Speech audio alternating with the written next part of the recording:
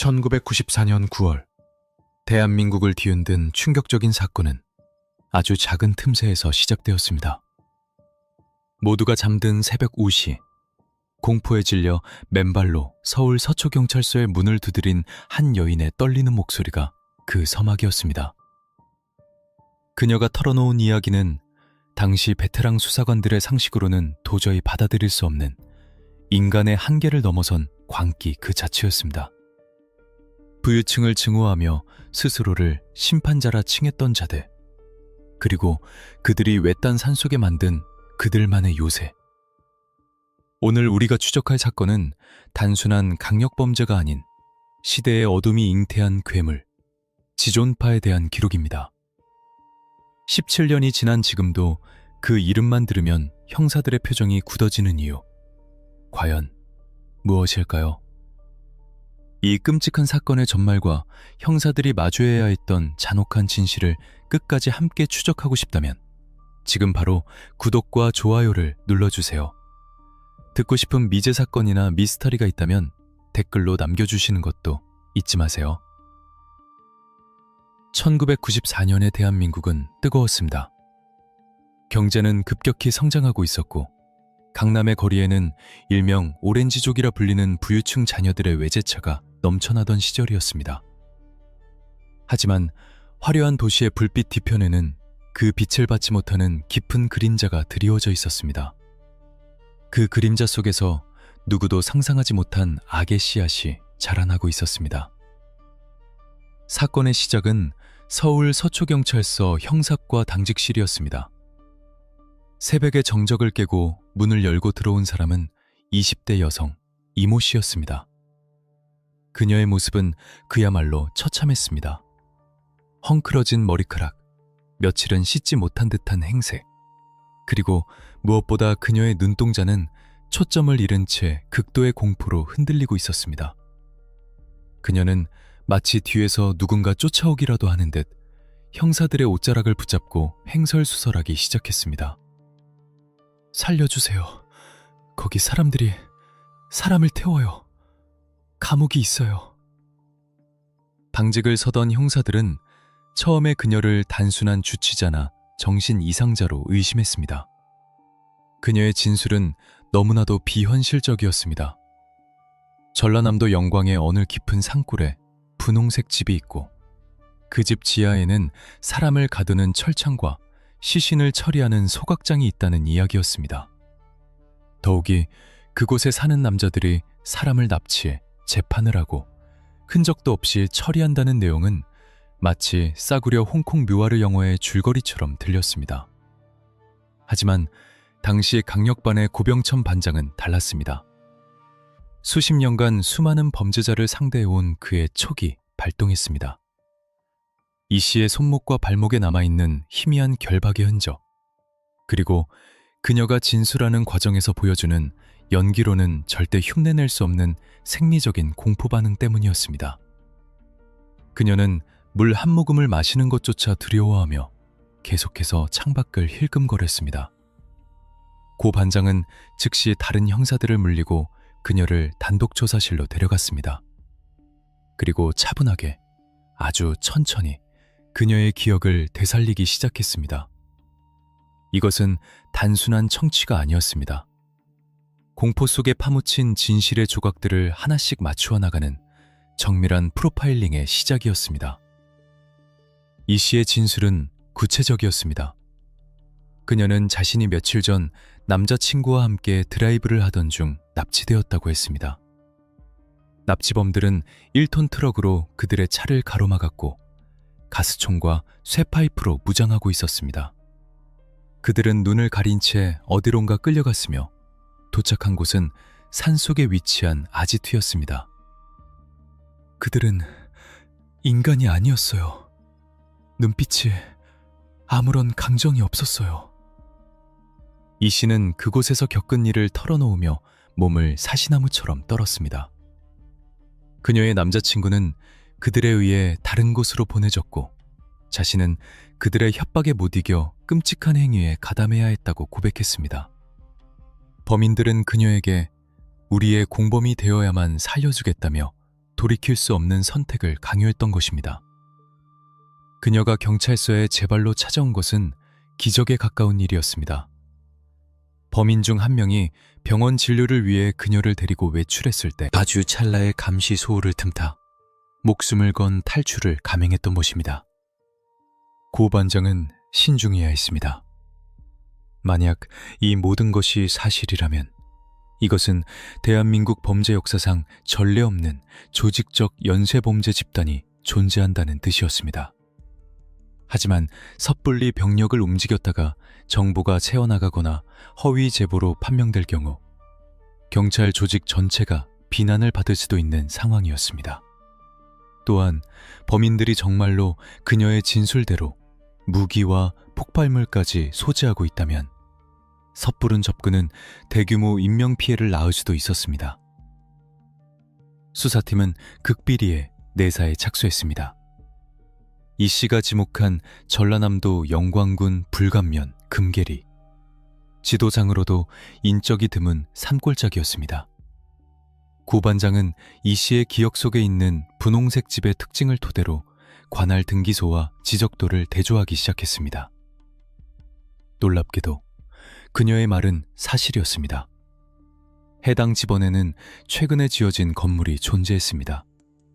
등기부 등본상 소유주는 20대 중반의 남성, 직업도 뚜렷한 소득원도 없는 젊은 청년들이 모여 사는 집치고는 건물의 규모나 위치가 너무나 이질적이었습니다. 수사팀은 긴급 회의를 소집했습니다. 이 씨의 진술에 따르면 그들은 단순한 강도단이 아니었습니다. 그들은 자신들만의 규율과 철학을 가진 일종의 군대와도 같았습니다. 돈 있는 자를 저주한다. 배신자는 처단한다. 여자는 어머니도 믿지 않는다. 이 섬뜩한 행동 강령 아래 움직이는 그들은 이미 여러 명의 피해자를 처리했다고 그녀는 주장했습니다. 고 반장은 결단을 내렸습니다. 이것은 확인이 필요한 단순 제보가 아니라 당장 진압하지 않으면 더 큰 희생을 낳을 시한폭탄이라는 것을 직감했습니다. 그는 상부에 보고하지 않고 신뢰할 수 있는 소수 정예의 형사들만을 모아 특별 검거 전담팀을 꾸렸습니다. 공식적인 수사본부가 차려지면 보안이 유지되기 힘들다는 판단에서였습니다. 지금부터 우리는 유령처럼 움직인다. 놈들이 눈치채는 순간 증거는 모두 불타 없어질 것이다.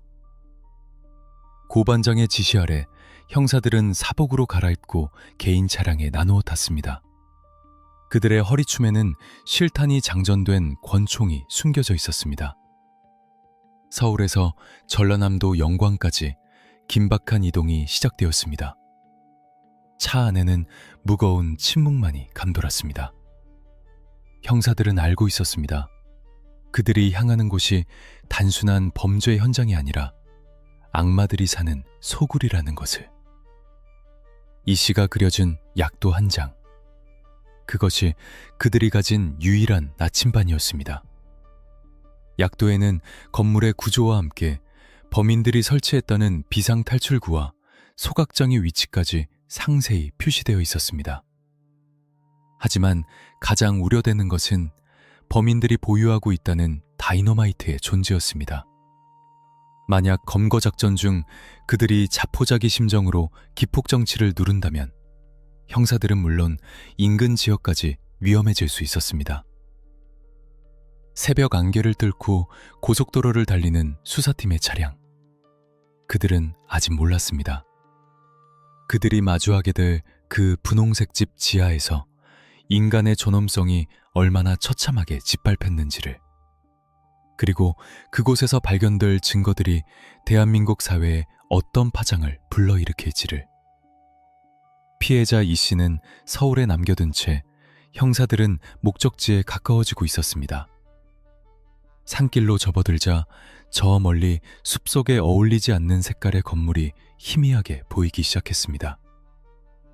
겉보기엔 평화로워 보이는 그 집 굴뚝에서는 한여름임에도 불구하고 검은 연기가 피어오르고 있었습니다. 그 연기는 마치 억울하게 사라진 영혼들이 보내는 마지막 구조 신호처럼 보였습니다. 고 반장은 무전기를 들었습니다. 현장 도착 1km 전, 전원 대기. 지금부터 잠복 들어간다. 이제 사냥개들이 냄새를 맡았습니다. 하지만 사냥감은 덫에 걸린 쥐가 아니라 이빨을 드러낸 늑대들이었습니다. 과연 형사들은 이 요새를 뚫고 진실을 밝혀낼 수 있을까요? 아니면 또 다른 비극의 희생자가 될까요? 다음 편, 형사들이 목격한 충격적인 아지트의 실체와 그곳에서 벌어지고 있던 그들만의 의식에 대해 본격적으로 파헤쳐 보겠습니다. 이 숨막히는 추격전을 계속 지켜봐 주십시오. 구독과 알림 설정은 필수입니다. 다음 에피소드에서 뵙겠습니다. 전라남도 영광군 불감면 금계리. 지도상으로도 쉽게 찾아지지도 않는 이 깊은 산골 마을에 낯선 긴장감이 감돌기 시작했습니다. 서울에서 급파된 고병천 반장과 강력반 형사들은 마을 어귀에서부터 차량의 전조등을 끄고 마치 유령처럼 어둠 속으로 스며들었습니다.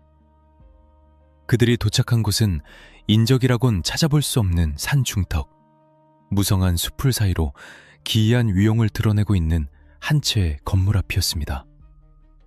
제보자 이 씨가 묘사했던 그 분홍색 집이었습니다. 형사들은 숨을 죽였습니다.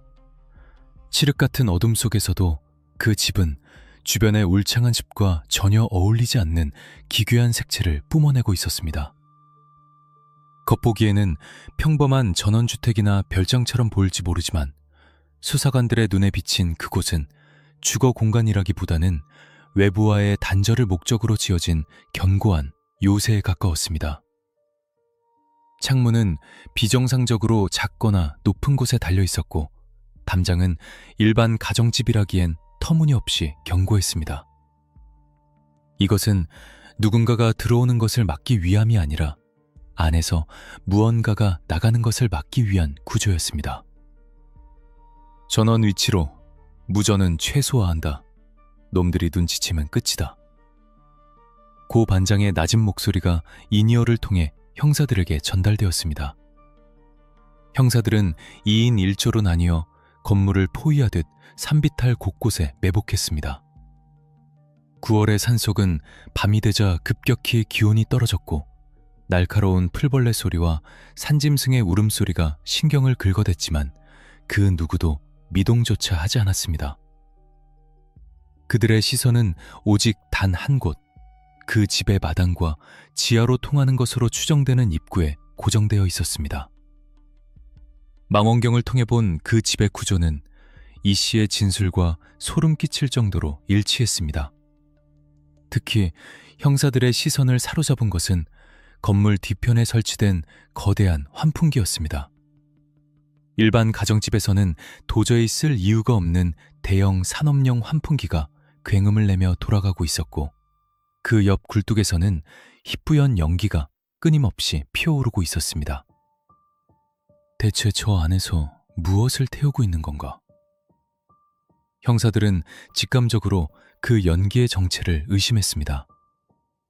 이 씨가 말했던 소각장, 사람을 태운다는 그곳. 바람을 타고 날아오는 매캐한 냄새는 단순한 쓰레기 소각 냄새와는 달랐습니다. 그것은 역겨우면서도 본능적인 거부감을 일으키는 형사들이 사건 현장에서나 맡을 수 있는 죽음의 냄새와 묘하게 섞여 있었습니다. 하지만 아직은 확인되지 않은 심증일 뿐 섣불리 움직일 수는 없었습니다. 시간이 얼마나 흘렀을까? 드디어 건물 안에서 인기척이 느껴졌습니다. 철문이 열리고 건장한 체격의 남자 2명이 마당으로 나왔습니다. 형사들은 마른 침을 삼키며 그들의 일거수일투족을 주시했습니다. 그들은 겉보기에는 평범한 시골 청년들처럼 보였습니다. 짧게 깎은 머리에 트레이닝복 차림, 슬리퍼를 끌고 나온 모습은 동네에서 흔히 볼 수 있는 형들이나 동생 같은 모습이었습니다. 하지만 그들의 행동에는 묘한 위화감이 있었습니다. 그들은 웃거나 떠들지 않았습니다. 마치 군인처럼 절도 있는 동작으로 주변을 살폈고 서로 눈짓만으로 의사를 교환하는 듯 했습니다. 그들의 손에는 묵직한 자루가 들려 있었고 그들은 그것을 소각장 쪽으로 던져 넣었습니다. 그때 잠복 중이던 한 형사의 무전기에서 다급하지만 억눌린 목소리가 들려왔습니다. 반장님, 3시 방향, 창고 옆입니다. 저거 보이십니까? 고 반장은 즉시 망원경의 초점을 3시 방향으로 돌렸습니다. 수풀에 반쯤 가려져 있었지만 은색 금속성 물체가 달빛을 받아 번뜩이고 있었습니다. 그것은 차량의 범퍼였습니다. 조금 더 자세히 들여다보자 흙먼지를 뒤집어 쓴 차량 번호판의 일부가 시야에 들어왔습니다. 서울 1. 심장이 쿵 내려앉았습니다. 며칠 전 실종 신고된 부유층 부부의 그랜저 승용차 번호와 일치했습니다. 이 씨의 말이 모두 사실이었던 것입니다. 그들은 납치한 피해자의 차량을 처분하지 않고 자신들의 아지트 구석에 은폐해 두고 있었습니다. 이것은 명백한 물적 증거였습니다. 이제 이 집은 단순한 용의선상이 아닌 확실한 범죄 현장이 되었습니다. 하지만 확인과 동시에 더 큰 공포가 밀려왔습니다. 이 씨는 진술 과정에서 범인들이 다이너마이트와 사제폭탄, 그리고 공기총과 각종 도검류로 무장하고 있다고 했습니다. 만약 지금 저들이 경찰의 낌새를 눈치챈다면 저 좁은 지하 감옥에 갇혀 있을지도 모르는 또 다른 피해자들은 어떻게 되는가? 그리고 이 산골짜기에서 폭발물이 터진다면 작전에 투입된 형사들의 목숨 또한 장담할 수 없었습니다. 상황은 딜레마에 빠졌습니다. 당장 들이닥쳐 놈들을 제압하고 싶었지만 놈들의 화력을 알 수 없는 상태에서 정면 돌파는 자살행위나 다름없었습니다. 게다가 집 안에는 몇 명이 더 있는지 그들이 어디에 매복해 있는지도 불확실했습니다. 대기해, 섣불리 움직이지 마. 고 반장은 입술을 깨물며 명령을 내렸습니다. 놈들의 경계태세는 상상 이상으로 철저했습니다. 마당을 서성이는 놈들은 수시로 산 쪽을 올려다보며 냄새를 맡는 듯한 행동을 취했습니다. 마치 짐승이 자신의 영역을 침범한 침입자를 감지하려는 본능적인 움직임 같았습니다. 그날 밤 형사들은 뜬 눈으로 밤을 지새워야 했습니다. 산모기의 습격과 뼈를 파고드는 한기보다 더 괴로운 것은 저 벽 너머에서 벌어지고 있을지 모르는 참혹한 일들을 상상하는 것이었습니다. 굴뚝의 연기는 멈추지 않았고 가끔씩 들려오는 둔탁한 금소금은 마치 지옥의 문을 두드리는 소리처럼 들렸습니다. 새벽녘이 되자 집 안에서 또 다른 남자들이 나왔습니다. 그들은 마당 한 구석에 모여 체력 단련을 하기 시작했습니다. 일반적인 운동이 아니었습니다. 타이어를 끌고 서로를 가격하는 듯한 격투훈련. 그것은 단순한 깡패들의 싸움질이 아니라 살인을 효율적으로 수행하기 위해 훈련된 살인 기계들의 몸짓이었습니다. 고 반장은 수첩을 꺼내 그들의 인상착의와 행동 패턴을 기록했습니다. 그리고 머릿속으로 시뮬레이션을 돌리기 시작했습니다. 진입로는 하나뿐이다. 도주로를 차단하고 동시에 타격해야 한다. 하지만 폭탄이 문제다. 그때 본청에서 연락이 왔습니다. 놈들의 우두머리로 추정되는 김기환이라는 자가 현재 별건의 사건으로 구속되어 있다는 첩보였습니다. 이는 천재 일우의 기회일 수도 혹은 더 큰 위험의 신호일 수도 있었습니다. 리더가 부재한 상황에서 남은 조직원들은 더 불안정하고 통제 불능 상태일 수 있기 때문입니다. 동이 트기 시작했습니다. 붉은 태양이 산등성이를 넘어오며 분홍색 요새를 비추자 그 기괴함은 더욱 도드라졌습니다. 이제 곧 결단의 시간이 다가오고 있었습니다. 형사들은 방아쇠에 걸린 손가락에 힘을 주며 고반장의 신호를 기다렸습니다. 하지만 우리는 여기서 잠시 시간을 거슬러 올라가야 합니다. 대체 이 평범해 보이는, 아니 오히려 순박해 보이기까지 하는 20대 청년들은 어쩌다 이런 괴물이 되었을까요? 도대체 어떤 세상이, 어떤 결핍이 이들을 숲속의 악마로 키워낸 것일까요? 단순히 돈 때문이었을까요? 아니면 그보다 더 깊고 어두운 심연이 있었던 것일까요? 다음 편, 이 잔혹한 범죄 집단이 탄생하게 된 기원과 그들의 비틀린 신념, 야망의 시대가 낳은 비극적 탄생 비화를 추적합니다. 형사들이 어둠 속에서 숨을 죽이고 있던 그 순간, 그 분홍색 요새 안에는 대한민국 사회가 낳은 가장 기형적인 괴물들이 도사리고 있었습니다. 우리는 흔히 악마가 지옥에서 기어 올라온다고 생각합니다. 하지만 이 사건이 우리에게 던지는 가장 뼈아픈 메시지는 악마는 지옥이 아니라 우리 사회의 가장 그늘진 곳, 평범한 이웃의 얼굴을 하고 자라난다는 사실입니다. 도대체 무엇이 전라남도 시골 마을의 평범했던 청년들을 살인 기계로 만들었을까요? 시간을 조금 더 거슬러 올라가 이 비극의 태동기를 들여다보겠습니다. 90년대 초반의 대한민국은 빛과 그림자가 극명하게 갈리던 시기였습니다. 압구정 오렌지족으로 대변되는 과소비와 향락 문화가 뉴스 일면을 장식할 때 도시 빈민과 소외계층의 상대적 박탈감은 위험 수위를 넘나들고 있었습니다. 그 분노의 정점에 서 있던 인물, 바로 이 조직의 우두머리 김기환이었습니다. 당시 26세였던 김기환. 수사 기록에 따르면 그는 학창시절 꽤 명석한 두뇌를 가진 학생이었습니다. 하지만 가난이라는 거대한 벽은 그의 재능을 꽃피우기도 전에 짓밟아 버렸습니다. 생활고로 인해 학업을 중단하고 공사판을 전전해야 했던 그는 땀 흘려 일해도 가난을 벗어날 수 없는 현실과 부모로부터 물려받은 것이라곤 빚밖에 없는 자신의 처지를 비관했습니다. 그리고 그 비관은 곧 세상을 향한 맹목적인 증오로 변질되었습니다. 그는 생각했습니다. 법은 가진 자들의 편이다. 정직하게 살아서는 절대 저들처럼 될 수 없다. 그의 눈에 비친 세상은 유전무죄, 무전유죄의 법칙이 지배하는 정글이었습니다. 그는 스스로 심판자가 되기로 결심했습니다. 하지만 혼자서는 불가능했습니다. 그는 자신과 같은 처지, 아니 자신보다 더 잃을 것이 없는 사람들을 찾아 나섰습니다. 도박장, 공사장, 유흥가를 돌며 사회에 불만이 가득한 이들을 포섭했습니다. 학교 중퇴, 가출, 전과, 사회의 가장자리로 밀려난 이들은 김기환의 비틀린 카리스마에 빠르게 매료되었습니다. 김기환은 그들에게 단순한 범죄를 제안한 것이 아니었습니다. 그는 마치 사이비 종교의 교주처럼 그들의 분노를 자극하고 혁명이라는 그럴듯한 명분을 심어주었습니다.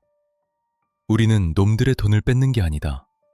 썩어빠진 가진 자들을 심판하고 우리의 몫을 되찾는 것이다. 그렇게 1993년 훗날 지존파라는 이름으로 세상에 알려지게 될 범죄 조직이 결성되었습니다. 원래 그들은 자신들을 마스칸이라 불렀습니다. 헬라어로 야망을 뜻하는 단어입니다. 그들의 목표가 단순한 강도질이 아니었음을 보여주는 대목입니다. 조직이 결성되자 김기환은 군대보다 더 엄격하고 조폭보다 더 잔혹한 그들만의 행동 강령을 선포했습니다. 이 강령은 그들이 인간성을 버리고 괴물이 되기로 서약하는 맹세나 다름없었습니다. 첫째, 돈 많은 자를 저주한다. 이것은 그들의 존재 이유이자 범행의 동기였습니다. 그들에게 부자는 이유 불문하고 처단해야 할 적이었습니다. 둘째, 각자 10억을 모을 때까지 멈추지 않는다. 당시 10억 원은 지금의 가치로 환산하면 수십억 원에 달하는 거금이었습니다. 이것은 단순한 목표 금액이 아니라 그들의 탐욕이 끝이 없음을 보여주는 지표였습니다. 셋째, 배신자는 지옥까지 쫓아가서 죽인다. 조직의 결속력을 위한 공포정치였습니다. 실제로 그들은 조직을 이탈하려던 동료를 잔혹하게 숙청함으로써 이 맹세가 빈말이 아님을 증명했습니다. 그리고 마지막, 가장 소름 끼치는 조항이 있었습니다. 여자는 어머니도 믿지 말라. 그들은 인간관계의 가장 기본인 신뢰, 심지어 천륜까지 부정했습니다. 여성을 철저히 도구로만 보고 감정의 동요를 막기 위해 스스로를 고립시켰습니다. 김기환은 조직원들을 데리고 지리산 등 산속을 돌며 지옥 훈련에 돌입했습니다. 이 훈련의 목적은 체력 단련이 아니었습니다. 바로 양심의 거세였습니다. 그는 조직원들에게 짐승을 사냥하게 하고 그 과정을 맨눈으로 지켜보게 했습니다. 칼을 쓰는 법, 흔적을 지우는 법, 그리고 무엇보다 사람의 비명소리에 무감각해지는 법을 가르쳤습니다. 망설이는 순간 네가 죽는다. 상대는 사람이 아니다. 그냥 고깃덩어리일 뿐이다. 그들은 합숙 생활을 하며 서로를 감시했고 김기환의 명령에 절대 복종하는 살인 기계로 개조되어 갔습니다. 그들의 뇌리에는 부자들에 대한 복수라는 명분만이 남았고 죄책감은 그 자리를 잃었습니다. 그들은 자신들의 아지트를 짓기 위해 막노동으로 돈을 모았고 직접 벽돌을 나르며 그 분홍색 요새와 지하 감옥을 완성했습니다. 그 집은 그들의 땀과 집념, 그리고 끔찍한 사리가 응축된 결정체였습니다. 그들은 완벽해 보였습니다. 감정은 메말랐고 육체는 단단해졌으며 계획은 치밀했습니다. 이제 그들에게 필요한 것은 단 하나, 그들이 갈고 닦은 칼날을 시험해 볼 사냥감이었습니다. 하지만 아이러니하게도 그들의 첫 번째 범행은 그들의 치밀한 계획과는 정반대의 결과를 가져왔습니다. 부자를 심판하겠다던 거창한 명분은 현실의 우발적인 상황 앞에서 허무하게 무너졌고 그 균열은 결국 파국을 예고하고 있었습니다. 과연 그들이 처음으로 마주한 피해자는 누구였을까요? 그리고 완벽을 꿈꾸던 그들의 첫 단추는 어떻게 잘못 끼워졌을까요? 인간이기를 포기한 자들이 저지른 첫 번째 실수, 그리고 그로 인해 시작된 피해 질주.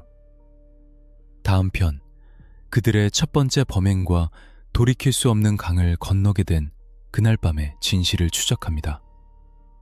그들이 말하는 정의가 얼마나 모순적이고 비열한 것이었는지 낱낱이 파헤쳐드리겠습니다. 야망이라는 거창한 이름을 내걸고 세상을 향한 복수를 맹세했던 그들. 하지만 그들의 첫 번째 칼날이 향한 곳은 그들이 그토록 증오하던 다진 자들의 성이 아니었습니다.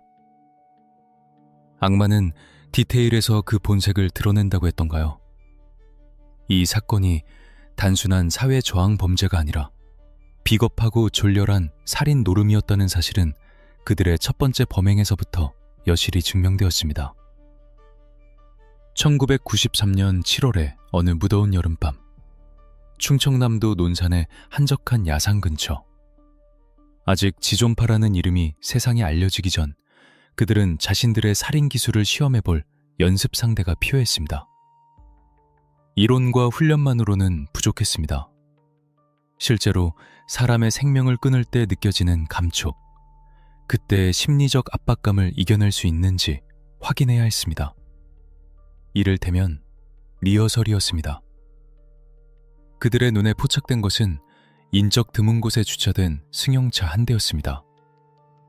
차 안에는 퇴근 후 데이트를 즐기던 평범한 20대 은행원 남성과 그의 여자친구가 타고 있었습니다. 그들은 고급 외제차를 탄 재벌도 부동산 투기로 돈을 번 졸부도 아니었습니다. 그저 성실하게 하루를 살아가던 우리 주변 어디서나 볼 수 있는 이웃이었습니다. 하지만 심판자를 자처했던 그들에게 피해자의 신분 따위는 중요하지 않았습니다. 그들에게 필요한 것은 단지 희생양이었으니까요. 복면을 쓴 사내들이 쇠파이프를 들고 차량을 습격했습니다. 유리창이 깨지는 날카로운 소리와 함께 평화롭던 밤은 순식간에 아수라장으로 변했습니다. 피해자들은 영문도 모른 채 끌려 나와야 했습니다. 압도적인 수적 우세와 흉기 앞에 저항은 불가능했습니다. 그들을 제압한 후 범인들은 피해자들의 소지품을 뒤졌습니다. 그리고 곧 당황스러운 침묵이 흘렀습니다. 지갑에 들어있는 것은 소박한 액수의 현금과 평범한 직장인의 신분증뿐이었습니다. 그들이 타도하겠다던 유전 무죄의 상징과는 거리가 멀어도 한참 멀었습니다. 이건 우리가 계획한 게 아니잖아. 그냥 보내줘야 하는 거 아니야? 조직원 중 누군가의 마음속에 아주 잠깐 인간적인 갈등이 스쳤을지도 모릅니다. 자신들이 세운 부자만 노린다는 명분에도 맞지 않았으니까요. 하지만 리더 김규환의 생각은 달랐습니다. 그의 눈빛은 차가웠고 판단은 빨랐습니다. 이미 우리 얼굴을 봤다. 살려보내면 신고할 거다. 그리고 어차피 연습이 필요했다. 그 순간 그들이 내세웠던 거창한 이념은 휴지 조각이 되었습니다.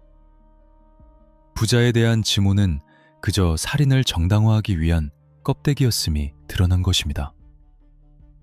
김기환은 이 상황을 조직을 단단하게 만들 기회로 이용했습니다. 그는 조직원들에게 명령했습니다. 모두가 공평하게 손을 담궈야 한다. 그래야 아무도 배신하지 못해. 그것은 일종의 피해 서약이었습니다. 한 명도 빠짐없이 범행에 가담하게 함으로써 모두를 공범으로 만들고 테러를 차단하려는 계산이었습니다. 달빛조차 들지 않는 어두운 숲속에서 끔찍한 의식이 치러졌습니다. 피해자들의 애원과 비명은 숲의 정막 속에 묻혔습니다. 그들은 망설이는 조직원에게 흉기를 쥐어주며 재촉했고 결국 그날 밤 2명의 무고한 젊은이는 영문도 모른 채 차가운 흙바닥으로 다시는 돌아올 수 없는 편도 여행을 떠나게 되었습니다. 이 과정에서 그들은 처음으로 살인의 무게를 경험했습니다. 손이 떨리고 구토가 치밀어 오르는 생리적인 거부감이 그들을 덮쳤을 것입니다. 하지만 리더 김규환은 그 공포를 성취감으로 포장했습니다. 봐라, 별거 아니지? 우리는 이제 신이 된 거야. 생사를 결정할 수 있는 힘을 가진 거라고. 그들은 시신을 인근 야산에 안매장했습니다. 당시에는 아직 그들의 아지트인 분홍색 집이 완성되기 전이었고 소각로 같은 처리 시설도 없었기에 고전적인 방식을 택했습니다. 땅을 파고 그 안에 진실을 묻었습니다. 그리고 흙을 덮으며 그들은 인간으로서의 마지막 양심까지 함께 묻어버렸습니다. 이 사건은 수사기관 입장에서도 뼈아픈 실책으로 남을 수밖에 없는 지점이었습니다. 피해자들의 가족은 실종 신고를 냈지만 당시 경찰은 이를 단순한 가출이나 연인 간의 도피 정도로 가볍게 여겼습니다. 몸값을 요구하는 협박 전화도 없었고 범죄 현장에 남은 뚜렷한 흔적도 없었기 때문입니다. 성인 남녀가 사라졌을 때 강력 범죄보다는 자발적 잠적을 먼저 의심하는 수사 관행이 독이 되었습니다. 경찰의 수사가 지지부진하자 지존파 일당은 자신감을 얻었습니다. 세상은 우리를 잡지 못한다. 우리는 완벽하다. 첫 번째 살인의 성공은 그들에게 잘못된 확신을 심어주었습니다. 살인이 생각보다 쉽다는 것, 그리고 세상이 자신들의 범죄에 무관심하다는 것을 깨달은 그들은 더욱 대담해졌습니다. 그들은 생각했습니다. 이제 연습은 끝났다. 더 큰 사냥을 하려면 더 안전하고 완벽한 도축장이 필요하다. 이 사건 직후 그들은 본격적으로 전라남도 영광의 그 집을 개조하기 시작했습니다. 단순한 은신처가 아닌 납치, 감금, 그리고 시신 처리까지 한 번에 해결할 수 있는 살인 공장을 설계한 것입니다. 밖에서 보면 평범한 가정집이지만 안으로 들어가면 살아서는 나올 수 없는 미로. 지하 감옥의 쇠창살과 시신을 태울 소각로는 바로 이 첫 번째 실수이자 첫 번째 성공의 결과물이었습니다. 만약 이때 수사기관이 조금 더 기민하게 움직였다면 어땠을까요? 단순 가출이 아니라 강력 범죄의 가능성을 열어두고 현장 주변을 샅샅이 뒤졌다면 어쩌면 그 후 이어질 끔찍한 연쇄살인을 막을 수 있지 않았을까요? 하지만 역사에 만약은 없습니다. 어둠 속에 묻힌 첫 번째 희생자들의 침묵 위로 그물들의 성은 더욱 견고하게 지어지고 있었습니다. 그리고 이제 그들은 진짜 목표, 가진 자들을 향해 이빨을 드러낼 준비를 마쳤습니다. 다음 편, 마침내 완성된 그들의 아지트. 경찰조차 혀를 내두르게 만든 그 치밀하고도 끔찍한 건축의 비밀을 파헤칩니다. 범죄를 위해 설계된 집, 그 청사진을 공개합니다. 다시 1994년 9월의 그 새벽, 전라남도 영광의 숲속으로 돌아가 보겠습니다. 잠복 중인 형사들의 눈앞에 있는 저 분홍색 집. 겉보기엔 그저 색깔이 좀 튀는 평범한 전원주택처럼 보였지만 탈출한 생존자 이 씨의 기억을 토대로 그려진 내부 구조도는 그야말로 충격 그 자체였습니다. 그것은 사람이 살기 위한 집이 아니었습니다. 그곳은 처음부터 끝까지 오직 사냥과 도축 그리고 폐기를 위해 설계된 말 그대로 죽음의 공장이었습니다. 수사팀은 이 씨의 진술을 바탕으로 작성된 가상의 평난도를 펼쳐놓고 분석에 들어갔습니다. 도면을 들여다보던 베테랑 형사들의 미간이 좁혀졌습니다. 이 건물의 구조는 일반적인 건축 상식을 완전히 벗어나 있었기 때문입니다. 가장 먼저 눈에 띄는 것은 차고였습니다. 보통의 차고는 주차를 위한 공간이지만 이들의 차고는 거대한 포획장치였습니다. 밖에서 리모컨을 누르면 차고의 셔터가 올라가고 납치한 차량을 통째로 집 안으로 들일 수 있게 설계되어 있었습니다. 일단 차가 안으로 들어오고 셔터가 내려가는 순간 그곳은 외부와 완벽하게 차단된 밀실이 됩니다. 그 누구도 밖에서 무슨 일이 일어나는지 알 수 없고 안에서는 절대 나갈 수 없는 구조. 마치 거미가 먹이를 거미줄 깊숙한 곳으로 끌고 들어가는 것과 같은 원리였습니다. 하지만 진짜 공포는 1층이 아닌 그 아래에 있었습니다. 이 집의 심장부는 바로 지하였습니다. 이 씨의 증언에 따르면 차고 한쪽 구석에는 비밀 통로가 숨겨져 있었습니다. 겉으로는 평범한 창고처럼 보였지만 그 바닥을 드러내면 지하로 내려가는 계단이 나타났습니다. 그 계단을 따라 내려간 곳에는 대한민국 범죄 역사상 유례를 찾아볼 수 없는 사설 감옥이 존재했습니다. 지하 공간은 약 10평 남짓. 그곳에는 쇠창살로 만들어진 유치장이 있었습니다. 경찰서의 유치장을 본떠 만든 듯 견고한 철창이 설치되어 있었고 안에서는 밖을 볼 수 없도록 설계되었습니다. 그리고 벽면은 스티로폼과 방음제로 두껍게 마감되어 있었습니다. 이것은 보온을 위한 것이 아니었습니다. 피해자들이 지를 비명소리가 1층, 아니 집 밖으로 새어나가는 것을 원천 봉쇄하기 위함이었습니다. 그들은 이 완벽한 방음실 안에서 피해자들을 감금하고 협박하고 자신들의 비틀린 재판을 집행했습니다. 그리고 이 지하 공간의 가장 안쪽, 가장 은밀한 곳에는 이 집의 존재 이유라고 할 수 있는 끔찍한 설비가 자리 잡고 있었습니다. 바로 소각로였습니다. 형사들은 도면 위에 소각장 표시를 보며 마른 침을 삼켰습니다. 이 씨는 그곳을 지옥의 입구라고 불렀습니다. 벽처럼 보이는 문을 열면 나타나는 그 소각로는 드럼통과 벽돌, 그리고 고열을 견딜 수 있는 특수 자재들로 정교하게 만들어져 있었습니다. 그들은 범행 후 남은 흔적, 즉 시신을 이곳에서 태워 한 줌의 재로 만들어버리는 시스템을 갖추고 있었습니다. 더욱 놀라운 것은 그들의 치밀함이었습니다. 시신을 태울 때 발생하는 연기와 냄새는 어떻게 처리했을까요? 그들은 소각로의 연통을 건물 뒤편의 대형 환풍기와 연결해 놓았습니다. 강력한 모터를 이용해 연기를 밖으로 빠르게 배출시키고 냄새가 한 곳에 머물지 않고 산바람에 흩어지도록 계산한 것입니다. 형사들이 잠복 중에 보았던 그 굴뚝의 연기와 기계 돌아가는 소리, 그것은 바로 이 악마의 기계가 작동하는 소리였던 것입니다.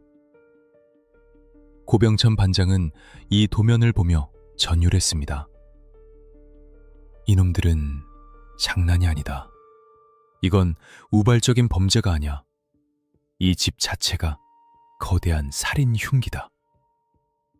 이들은 범행을 위해 몇 달 동안 막노동을 하며 돈을 모았고 직접 벽돌을 나르고 시멘트를 발라 이 집을 지었습니다. 자신들이 잠을 자고 밥을 먹는 1층 거실 바로 아래에 사람을 가두고 태우는 지옥을 만들어 놓고 생활했던 곳입니다.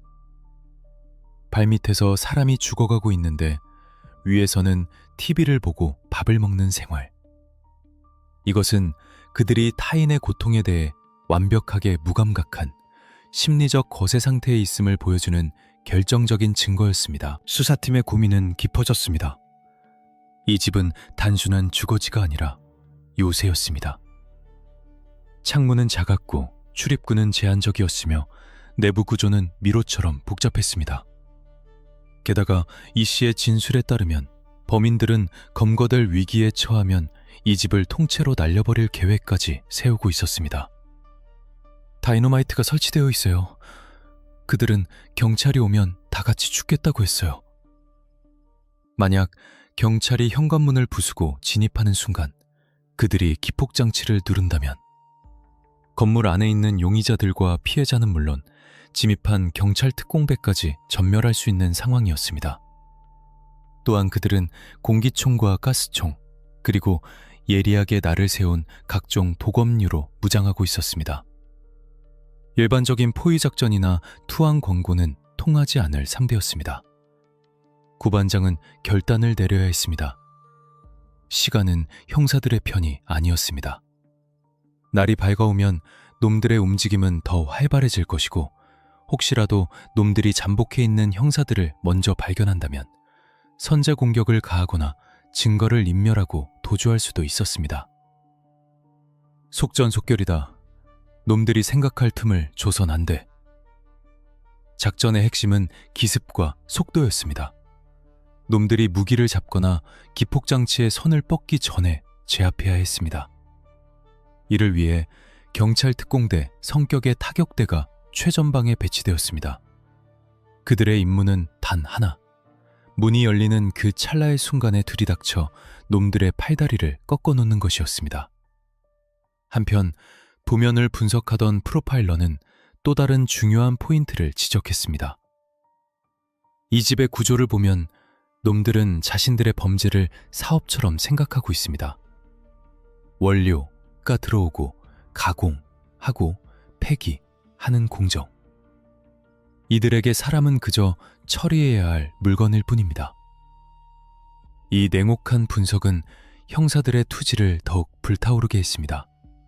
이것은 단순한 체포작전이 아니었습니다. 인간을 물건 취급하는 괴물들로부터 인간의 존엄성을 되찾아오는 성전이었습니다. 하지만 형사들이 모르는 사실이 하나 더 있었습니다. 이 완벽해 보이는 요새에도 틈은 존재했습니다. 그 틈은 바로 이 끔찍한 살인 공장의 공동 운영자들 사이에서 벌어진 미묘한 심리적 균열이었습니다. 리더 김기환이 별건으로 구속된 후 남은 조직원들 사이에는 묘한 긴장감이 흐르고 있었고, 그 틈바구니에서 기적적으로 살아남은 생존자가 발생했던 것입니다. 이제 작전 개시 시간인 D-Day의 아침이 밝아오고 있었습니다. 형사들은 각자의 위치에서 권총의 안전장치를 풀었습니다. 숲속의 새들이 지저귀는 평화로운 아침, 곧 이 고요를 깨트릴 폭풍이 몰아칠 것입니다. 과연 경찰은 이 난공불락의 요새를 뚫고 폭발을 막아내며 전원을 검거할 수 있을까요? 그리고 이 지하 감옥에서 벌어졌던 차마 입에 담기 힘든 그날의 진실은 무엇일까요? 다음 편, 이 사건의 가장 결정적인 순간이자 수사의 흐름을 바꾼 분기점, 피해자들의 처절했던 사투와 생존자 이 씨가 겪어야 했던 지옥 같은 시간들을 재구성해봅니다.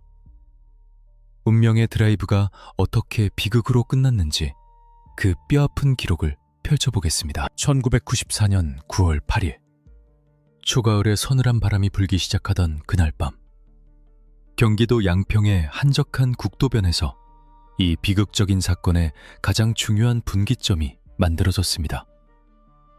그것은 악마들이 그토록 찾아 헤매던 거물을 낚았다고 착각한 순간이었으며, 동시에 그들의 파멸을 불러올 트로이의 목마를 스스로 성 안으로 들인 날이기도 했습니다. 그들의 타깃은 그랜저였습니다. 당시 대한민국에서 그랜저라는 자동차가 갖는 상징성은 대단했습니다. 그것은 단순한 이동수단이 아니라 부와 권력, 성공의 상징이었습니다.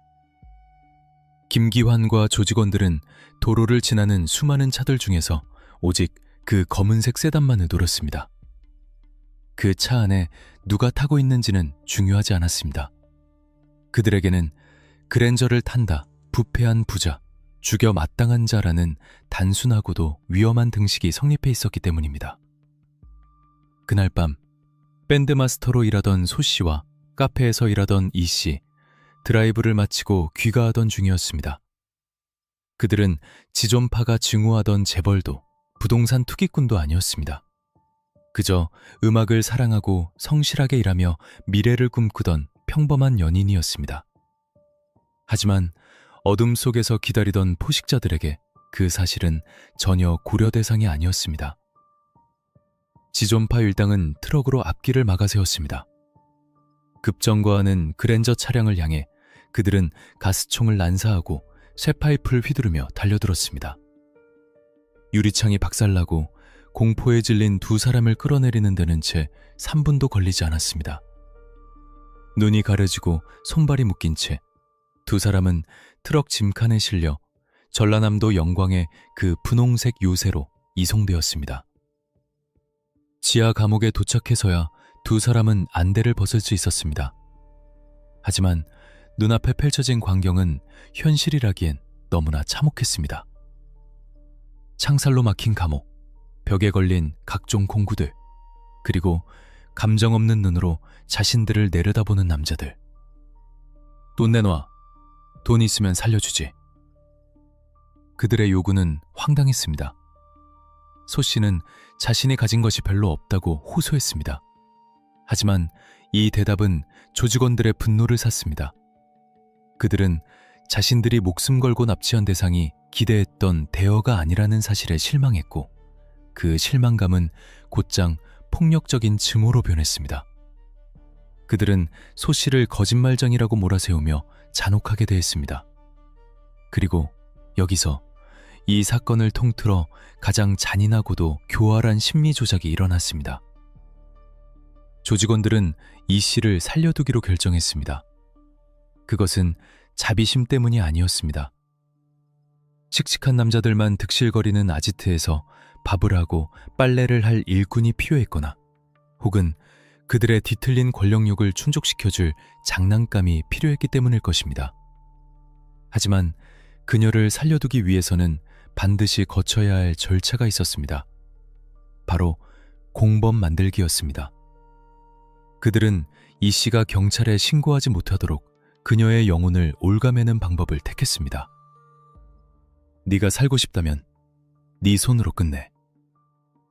그들은 이 씨의 손에 공기총을 쥐어주었습니다.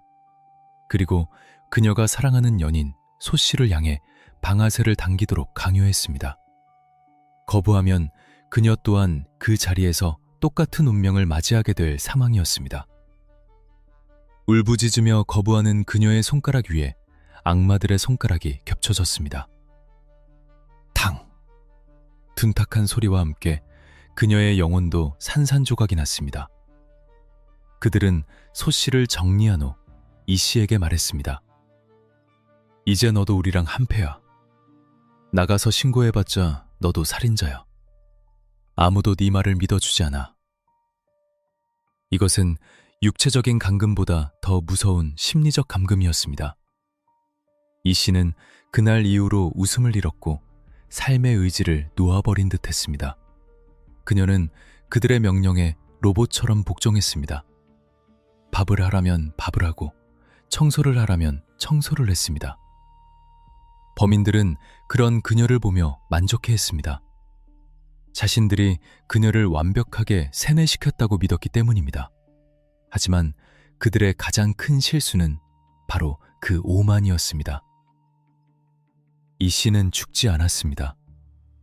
그녀의 마음속 깊은 곳, 공포에 짓눌린 그 밑바닥에는 아주 작지만 뜨거운 불씨가 남아 있었습니다. 살아서 나가야 한다. 나가서 이 악마들을 세상에 알리고 억울하게 죽은 사람들의 원한을 갚아야 한다. 그녀는 철저하게 순종적인 척 연기하며 그들의 경계심을 허물어뜨릴 기회만을 엿보고 있었습니다. 그러던 중 지존파 조직 내부에 예기치 않은 변수가 발생했습니다. 절대적인 권력을 행사하던 두목 김규환이 엉뚱하게도 마을 주민의 조카를 성추행한 혐의로 경찰에 체포된 것입니다.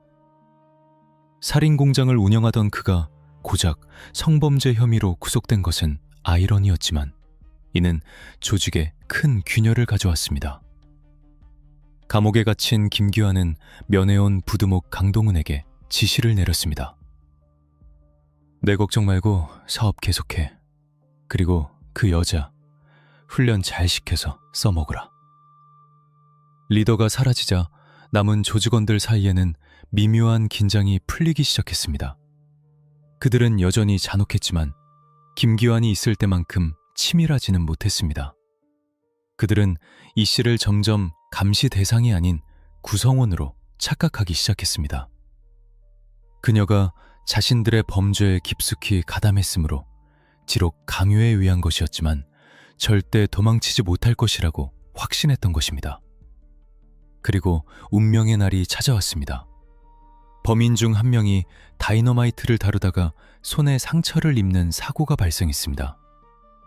그들은 치료를 위해 읍내 병원으로 가야 했고 의심을 피하기 위해 그리고 짐을 들게 하기 위해 이 씨를 동행시켰습니다.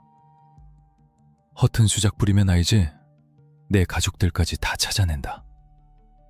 그들은 병원에서도 그녀를 감시했지만 이미 그들의 머릿속에는 그녀는 우리 편이라는 자만이 자리 잡고 있었습니다.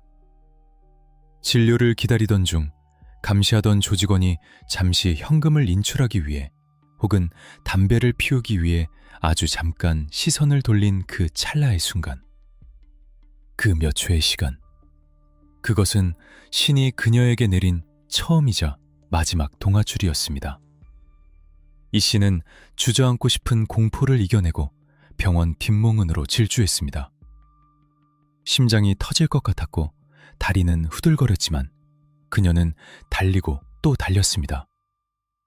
뒤에서 그들이 쫓아오는 환영이 보였지만 멈출 수 없었습니다.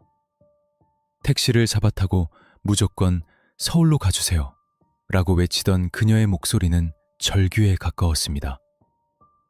그녀의 탈출은 단순한 생존이 아니었습니다. 그것은 지하 깊은 곳에 묻혀 영원히 드러나지 않았을 지존파라는 악의 실체가 세상 밖으로 끌려 나오는 순간이었습니다. 그녀가 쥐고 있던 그 끔찍한 기억들, 그들이 묻어버린 피해자들의 위치, 그리고 그 요새의 구조, 이 모든 정보가 이제 경찰의 손에 넘어가게 된 것입니다. 다시 현재로 돌아와 1994년 9월 19일 새벽, 고병천 반장과 형사들은 이 씨가 탈출하며 가져온 그 생생한 정보를 무기 삼아 요새를 향해 청구를 겨누고 있었습니다. 그 운명의 차가 불러온 비극을 끝내기 위해 이제 최후의 진압작전이 시작되려 합니다. 과연 형사들은 다이너마이트로 무장한 그들을 제압하고 이 지독한 악연의 고리를 끊을 수 있을까요? 그리고 체포된 그들은 과연 자신들의 죄를 뉘우쳤을까요? 아니면 끝까지 악마의 가면을 벗지 않았을까요? 다음 편, 긴박했던 검거작전의 현장, 덫에 걸린 짐승들의 마지막 발악과 숨막히는 체포의 순간을 공개합니다. 1994년 9월 19일, 전라남도 영광군 불감면 금계리. 태풍이 지나간 뒤의 하늘은 야속할 정도로 맑고 푸르렀습니다. 하지만 그 고요한 산골 마을의 공기는 팽팽하게 당겨진 활시위처럼 긴장감으로 진동하고 있었습니다. 겉으로는 평온해 보이는 그 분홍색 집을 중심으로 수풀과 바위 뒤에는 대한민국 최고의 베테랑 형사들과 특공대원들이 숨을 죽인 채 포위망을 좁혀가고 있었습니다. 이제 곧 대한민국 범죄 역사상 가장 위험하고 긴박한 검거작전이 시작될 참이었습니다. 과연 경찰은 다이너마이트 위에 앉아있는 악마들을 제압하고 이 지독한 살인공장의 가동을 멈출 수 있을까요? 심장을 조여오는 그날 아침의 현장으로 여러분을 안내합니다. 이 숨막히는 작전의 결말을 놓치지 않으려면 지금 바로 구독과 알림 설정을 확인해 주시기 바랍니다.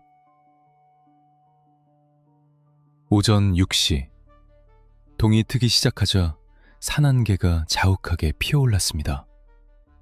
고병천 반장은 망원경에서 눈을 떼지 않았습니다.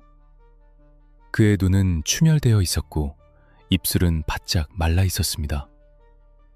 그와 함께 잠복 중인 형사들의 등 뒤로는 식은땀이 흘러내렸습니다. 이들이 이토록 긴장하는 이유는 단 하나였습니다.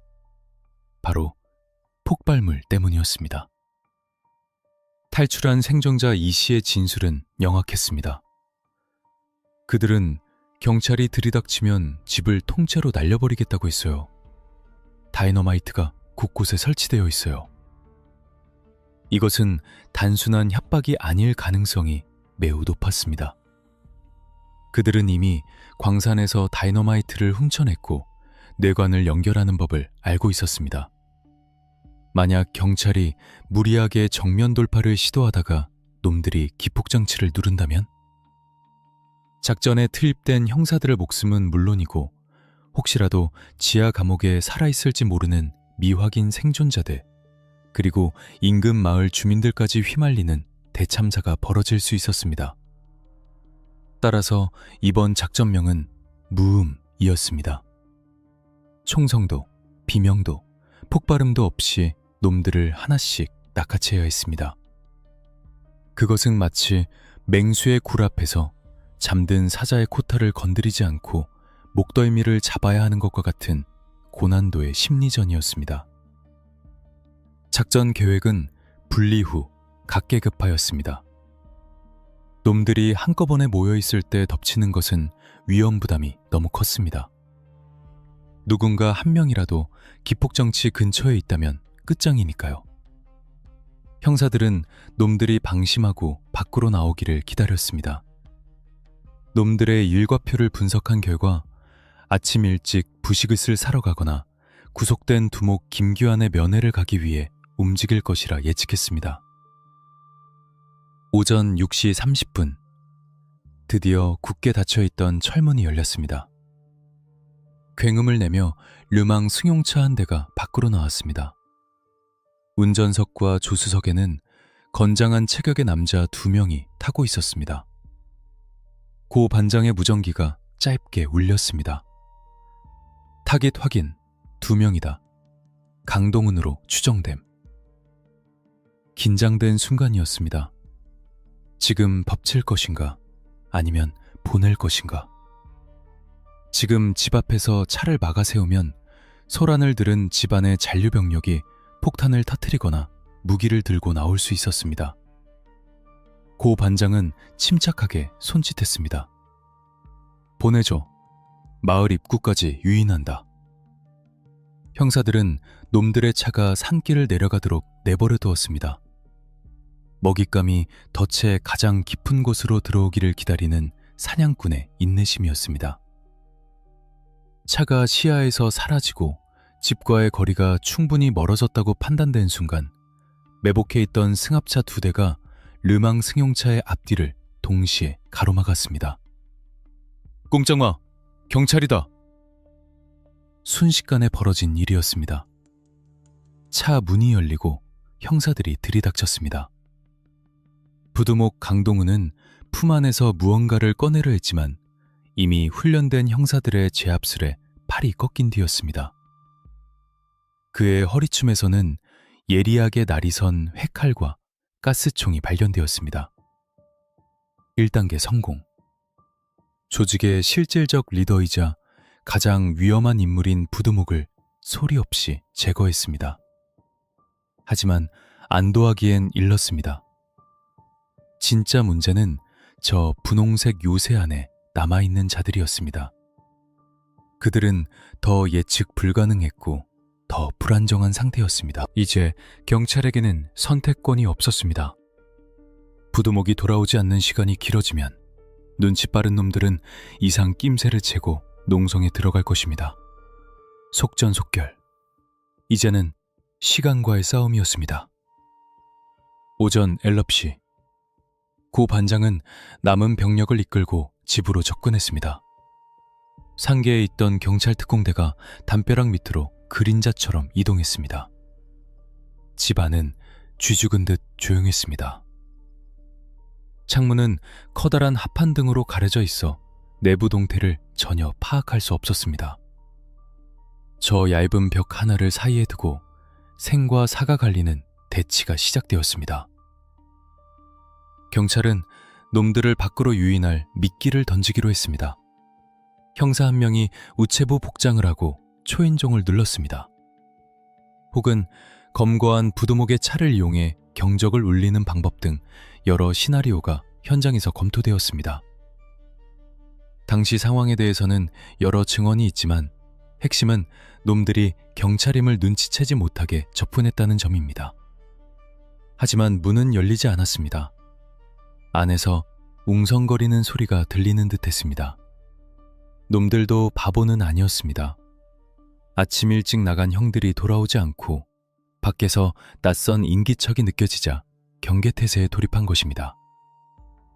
반장님, 놈들이 눈치챈 것 같습니다. 소각장 쪽에서 연기가 멈췄습니다. 기계가 멈췄다는 것은 그들이 무언가 다른 행동을 준비하고 있다는 신호였습니다. 더 이상 지체할 수 없었습니다. 고 반장은 특공대장에게 눈짓을 보냈습니다. 진입해. 진입! 진입! 우렁찬 함성과 함께 쇠망치가 현관문의 잠금장치를 내리쳤습니다. 쾅 하는 굉음과 함께 견고해 보이던 철문이 떨어져 나갔습니다. 동시에 유리창이 깨지며 섬광탄이 안으로 투척되었습니다. 눈 감아! 엎드려! 강렬한 빛과 폭음이 거실을 뒤덮었습니다.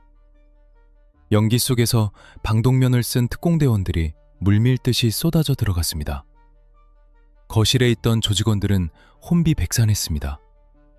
그들은 밥을 먹거나 TV를 보며 휴식을 취하던 중이었습니다. 쇠파이프와 칼을 찾으려 허둥지둥했지만 이미 총구를 겨눈 경찰들이 그들의 목을 짓누르고 있었습니다. 손들어! 움직이면 쏜다! 격렬한 몸싸움이 벌어졌습니다. 그들은 끝까지 저항했습니다. 이거 놔! 다 죽여버릴 거야! 악에 바친 고함이 터져나왔지만 수적으로나 전술적으로나 그들은 경찰의 상대가 되지 못했습니다. 1명, 2명, 바닥에 얼굴을 처박히고 수갑이 채워졌습니다. 하지만 상황은 종료된 것이 아니었습니다. 가장 중요한 1명이 보이지 않았습니다. 그리고 가장 위험한 물건, 다이너마이트의 위치가 확인되지 않았습니다. 한 놈이 없다. 지하실이다. 형사들의 시선이 거실 구석, 차고로 연결된 비밀문으로 향했습니다. 지하실. 피해자들을 가두고 고문했던 그 지옥의 밀실. 만약 남은 한 놈이 그곳으로 도망쳐 기폭장치를 누른다면 이 작전은 최악의 실패로 기록될 것입니다. 지하실로 내려가는 계단은 좁고 어두웠습니다. 앞장선 형사의 손전등 불빛이 허공을 갈랐습니다. 매캐한 냄새가 코를 찔렀습니다. 피냄새, 곰팡이 냄새, 그리고 죽음의 냄새. 나와, 다 끝났다. 형사의 외침이 지하 통로에 울려 퍼졌습니다. 정막이 흘렀습니다. 1초가 1년처럼 느껴지는 긴장의 순간. 어둠 속에서 누군가의 거친 숨소리가 들려왔습니다. 그때였습니다. 오지마! 오면 다 죽어! 날카로운 비명과 함께 금속성의 마찰음이 들렸습니다. 라이터 켜는 소리, 혹은 뇌관을 건드리는 소리였을까요? 형사들은 본능적으로 몸을 움츠렸습니다. 과연 그 지하 밀실에서는 무슨 일이 벌어지고 있었을까요? 형사들은 폭발을 막고 마지막 범인을 제압할 수 있었을까요? 그리고 그들이 그토록 숨기려 했던 지하 감옥의 처참한 실상은 어떤 모습이었을까요? 다음 편, 요새가 함락된 직후 드러난 충격적인 내부의 모습과 그들이 끝까지 지키려 했던 끔찍한 비밀들을 공개합니다. 드디어 악마들의 가면이 벗겨지는 순간입니다. 오지마! 다 같이 죽는 거야! 지하실의 어둠 속에서 터져나온 그 외침은 마지막 발악이었습니다.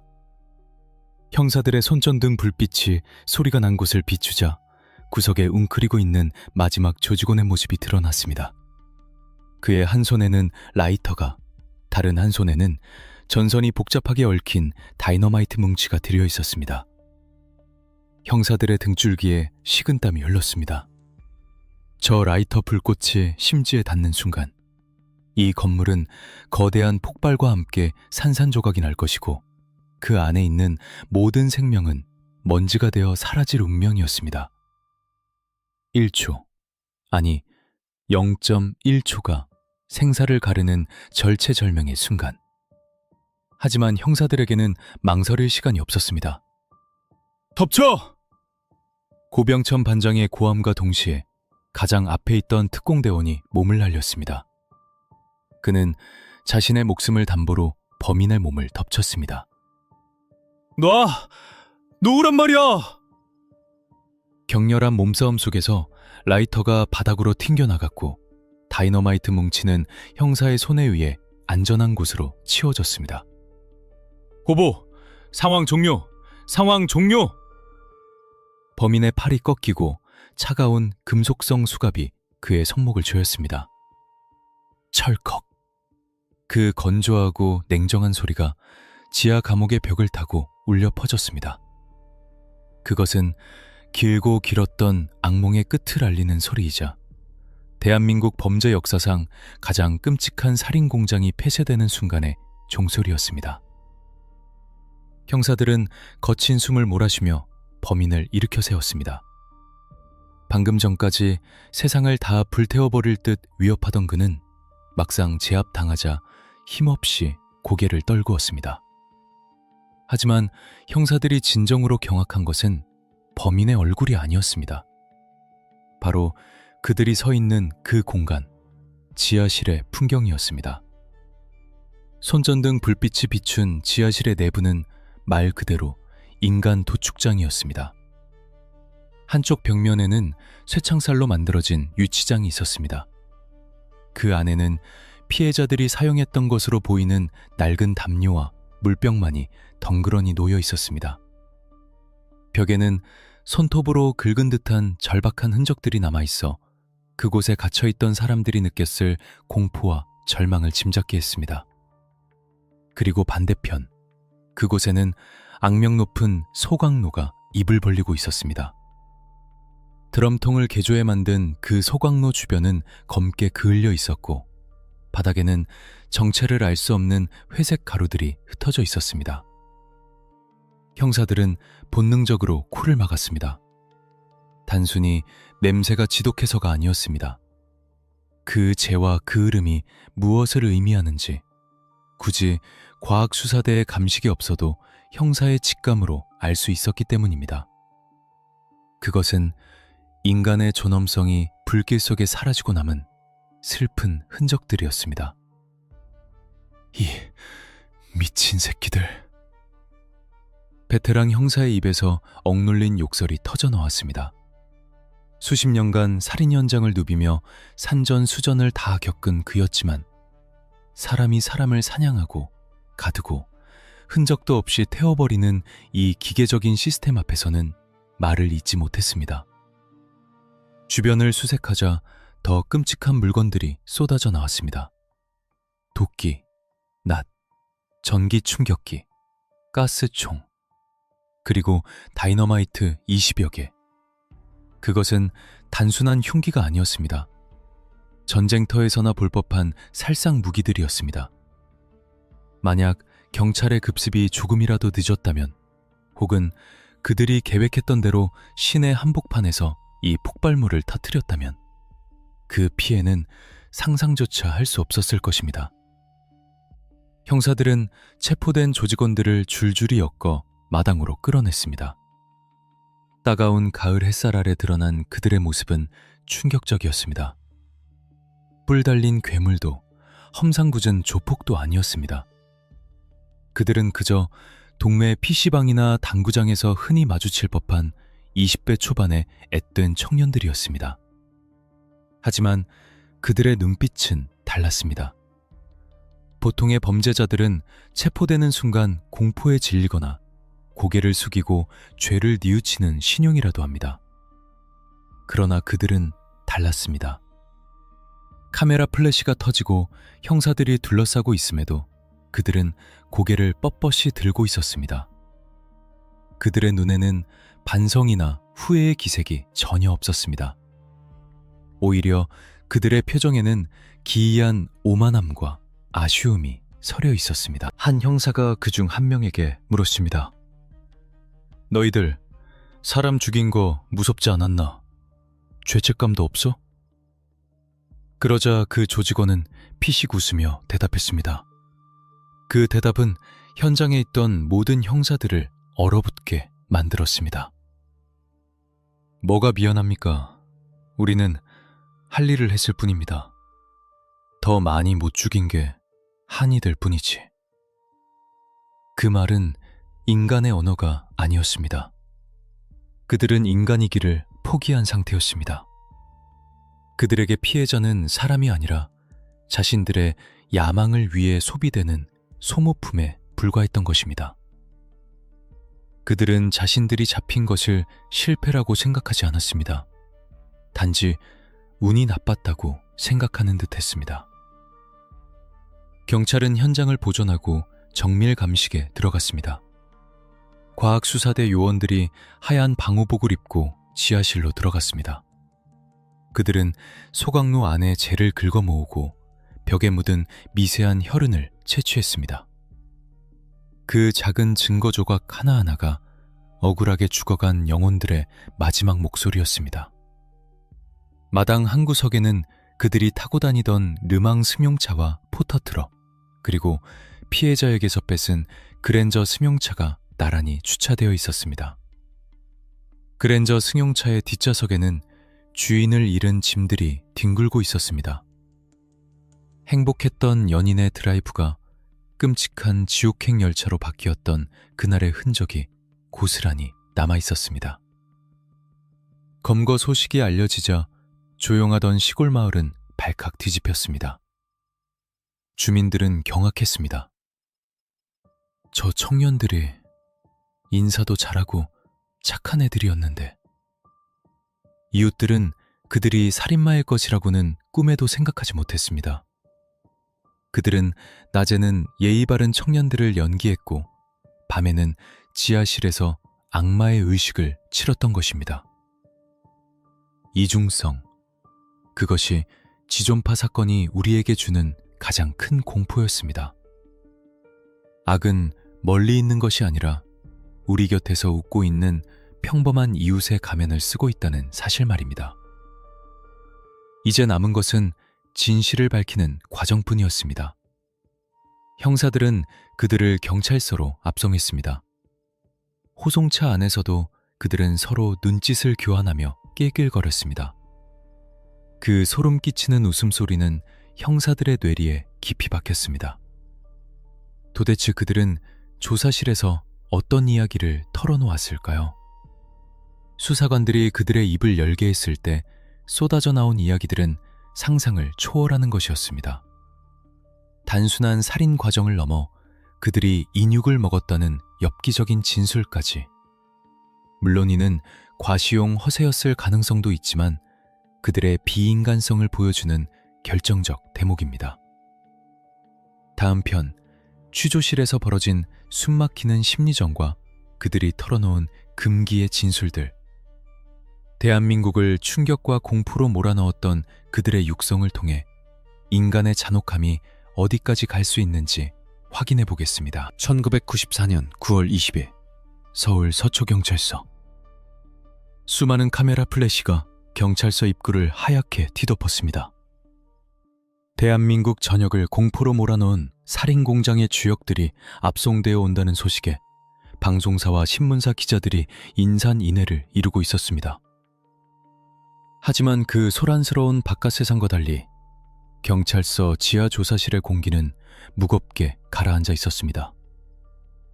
그곳은 인간의 상식과 악마의 논리가 정면으로 충돌하는 소리 없는 전쟁터였습니다. 형사들은 각오를 단단히 하고 조사실로 들어갔습니다. 보통의 강력범들은 잡히는 순간 범행을 부인하거나 혹은 공포에 질려 묵비권을 행사하기 마련입니다. 형사들은 이들과의 긴 줄다리기를 예상했습니다. 증거를 들이밀며 자백을 받아내기까지 며칠 밤을 새워야 할지도 모른다고 생각했습니다. 하지만 그것은 형사들의 완벽한 착각이었습니다. 조사실 의자에 앉은 그들은 너무나도 평온했습니다. 수갑을 찬 손을 테이블 위에 올려놓고 마치 무용담을 늘어놓으려는 사람처럼 눈을 반짝였습니다. 담당 형사가 이름을 묻고 범행 사실을 추궁하자 그들은 기다렸다는 듯 입을 열었습니다. 어차피 다 끝난 거 아닙니까? 시원하게 말해드릴게요. 그들의 입에서 나온 말들은 자백이라기보다는 브리핑에 가까웠습니다. 그들은 자신들이 저지른 범행 날짜, 장소, 납치 방법, 그리고 시신을 처리한 과정을 마치 업무일지 낭독하듯 덤덤하게 읊어내려갔습니다. 목소리에는 떨림도 죄책감도 없었습니다. 오히려 형사가 받아 적는 속도가 느리다며 답답해하는 기색조차 보였습니다. 형사들의 펜끝이 떨리기 시작했습니다. 그들이 털어놓은 피해자의 수는 총 5명. 논산에서 납치되어 연승용으로 희생된 첫 번째 커플, 그리고 그랜저를 타고 가다 억울하게 납치된 소씨 부부. 그들은 피해자들의 마지막 순간을 묘사하면서도 감정의 동요를 전혀 일으키지 않았습니다. 그 여자는 소리를 너무 질러서 시끄러웠어요. 그래서 빨리 조용히 시켰죠. 사람의 목숨을 앗아간 행위를 마치 고장난 기계를 끄는 일처럼 묘사하는 그들의 태도에 베테랑 수사관들조차 속이 메스꺼워짐을 느꼈습니다. 도대체 무엇이 이토록 인간의 양심을 마비시킨 것일까요? 형사들은 그 심연을 들여다보고 싶었습니다. 너희들 꿈에 피해자들이 나오지 않나? 무섭지도 않아? 한 수사관의 질문에 조직원 중 한 명이 기괴한 미소를 지으며 대답했습니다. 그리고 이어진 그의 발언은 대한민국 수사 역사상 가장 충격적이고 차마 방송에서는 그대로 내보낼 수 없는 금기의 영역이었습니다. 무서움? 그런 건 인간들이나 느끼는 거죠. 그는 잠시 뜸을 들이더니 아주 낮은 목소리로 속삭였습니다.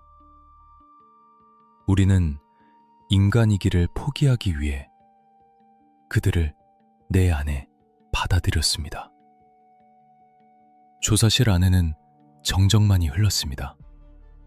처음에는 무슨 말인지 이해하지 못했던 형사들도 곧 그 은유 속에 숨겨진 끔찍한 실체 깨닫고 경악을 금치 못했습니다.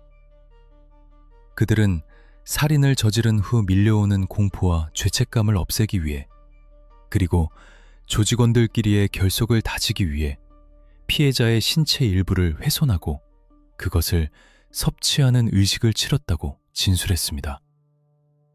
그것은 단순히 배를 채우기 위함이 아니었습니다.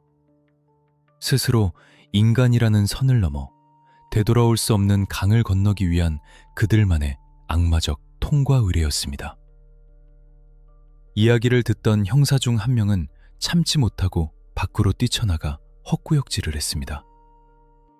아무리 잔혹한 범죄를 많이 봐온 강력계 형사들이었지만 이것은 차원이 다른 문제였습니다.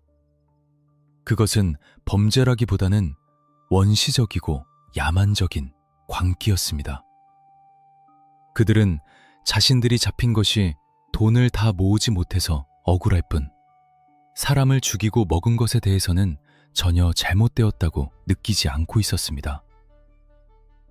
우리는 짐승만도 못한 놈들입니다. 근데 우리를 이렇게 만든 건 이 사회 아닙니까?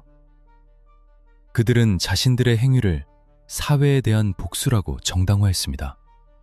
하지만 그들이 죽인 사람들은 그들이 그토록 증오하던 재벌이나 권력자가 아니었습니다. 성실하게 일해서 산 중고차를 몰던 밴드마스터, 빚을 내어 공장에 다니던 노동자, 그들의 논리는 모순투성이었고 그저 살인 본능을 채우기 위한 비겁한 핑계에 불과했습니다.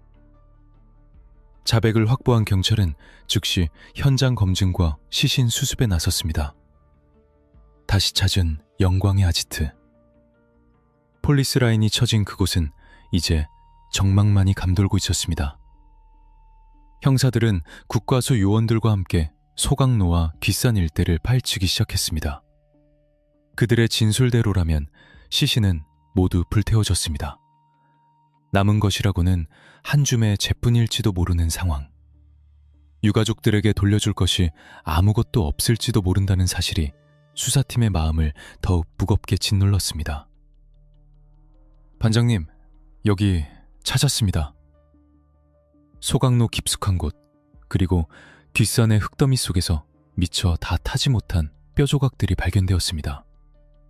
아주 작은 조각들이었지만 그것은 분명 사람이었습니다. 누군가의 아들, 누군가의 딸, 누군가의 연인이었던 흔적들. 형사들은 그 작은 뼈 조각들을 조심스럽게 수습하여 하얀 천 위에 올려놓았습니다. 현장을 지켜보던 유가족들은 오열하다가 쇄신했습니다. 시신조차 온전히 안아볼 수 없는 그 참혹한 현실 앞에 하늘도 무심한 듯 비가 내리기 시작했습니다. 과학수사는 냉정했습니다. 수습된 뼈조각에서 DNA를 추출하고 실종자들의 대조군과 비교 분석하는 작업이 진행되었습니다. 당시 DNA 감식 기술은 지금처럼 빠르지 않았지만 신원 확인을 위한 최후의 보루였습니다. 결과는 일치했습니다. 그들이 자백한 5명의 피해자, 그들의 영혼은 차가운 지하실에서 불꽃과 함께 사라졌지만 그 억울함만은 뼈조각에 새겨져 세상 밖으로 나온 것입니다. 조사가 마무리될 무렵 두목 김규환에 대한 신문도 진행되었습니다. 감옥에 있으면서도 밖의 조직원들에게 사업을 독려했던 그는 자신의 부하들이 모두 잡혀왔음에도 불구하고 눈 하나 깜짝하지 않았습니다. 전전긍긍하지 마라. 어차피 인생은 한 방이다. 그는 부하들에게 이렇게 말했다고 합니다. 그에게 타인의 생명은 자신의 뒤틀린 야망을 위한 연료에 불과했습니다. 그들의 뇌구조는 일반인과 완전히 달랐습니다. 공감 능력의 완전한 부재, 극단적인 자기합리화, 그리고 맹목적인 증오. 프로파일러들은 이들을 반사회적 인격장애, 사이코패스의 전형으로 규정했습니다. 이제 경찰의 시간은 끝났습니다. 수사 기록은 수천 페이지에 달했고 증거는 명백했습니다. 그들이 뱉어낸 말 한마디 한마디가 그들을 올가매는 사형 선고나 다름없었습니다. 하지만 사회는 더 큰 충격에 빠져 있었습니다. 언론을 통해 그들의 엽기적인 행각과 더 죽이지 못해 아쉽다는 인터뷰가 공개되자 대한민국 전체가 분노와 공포로 되끓었습니다. 사람들은 물었습니다. 도대체 어떻게 인간이 저럴 수 있는가? 그리고 저들을 우리와 같은 하늘 아래 살려두어도 되는가?